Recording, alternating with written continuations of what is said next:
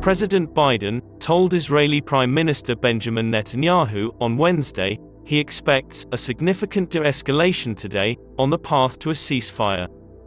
It was their fourth conversation since the violence erupted between Israel and Hamas 9 days earlier, the worst fighting between the two sides since 2014.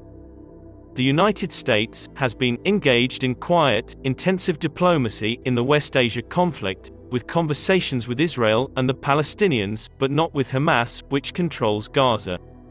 The United States has designated Hamas a terrorist group.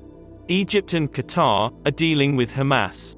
Israel's strikes on the Gaza Strip have led to at least 227 Palestinian deaths, including 64 children and 38 women. Israel has said more than 3,400 rockets have bombarded its cities and towns.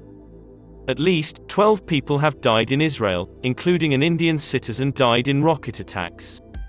How Hamas surprised Israel with its abundant firepower. Hamas has abundant stocks of rockets and other weaponry in its ongoing conflict with Israel, with the Palestinian militant group boasting an even deeper and more effective arsenal than in previous standoffs. But the question is, who is supplying arms to Hamas? Until a few years ago, Sudan supported the Palestinians, notably through arms assembly units smuggled through Egypt. But the 2020 peace agreement between Sudan and Israel, following the ousting of authoritarian leader Omar al-Bashir, brought the arrangement to an end. Syria, under President Bashar al-Assad, also supplied rockets in the past.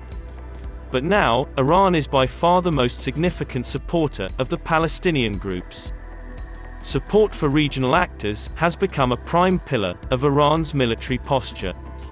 The International Institute for Strategic Studies said, Iran's proliferation activity has focused on the Syrian regime and non-state actors in Gaza, Iraq, Lebanon, Syria and Yemen.